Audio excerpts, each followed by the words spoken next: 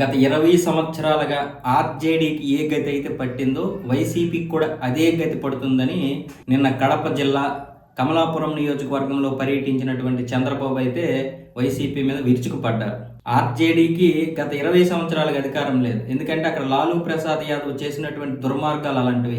అందుకే ఇప్పటికీ అధికారంలో రాకపోతుంది. అలాగే ఇక్కడ జగన్మోహన్ రెడ్డి కూడా చేసినటువంటి అరాచకాల వల్ల ఎప్పటికీ కూడా వైసీపీ అధికారంలోకి రాదు. ఆయన కొడుకు వచ్చి తేజస్వి యాదవ్ కూడా పార్టీని గట్టెక్కించలేకపోయాడు. అదే విధంగా ఇక్కడ కూడా జరుగుతుంది. కాబట్టి ఇక నుంచి అయినా సరే పార్టీ కార్యకర్తలు అంటే తెలుగుదేశం పార్టీ కార్యకర్తలు అలకమానండి. అలకమారిన ప్రతిసారి పార్టీ నష్టపోతుంది. వరుసగా పార్టీ అధికారంలోకి రావాలి. గుజరాత్లో బీజేపీ పార్టీ ఏ విధంగా అయితే 25 సంవత్సరాలుగా అధికారంలో ఉందో మనం కూడా ఆ విధంగా ఉంటేనే అభివృద్ధి అనేది కొనసాగుతుంది.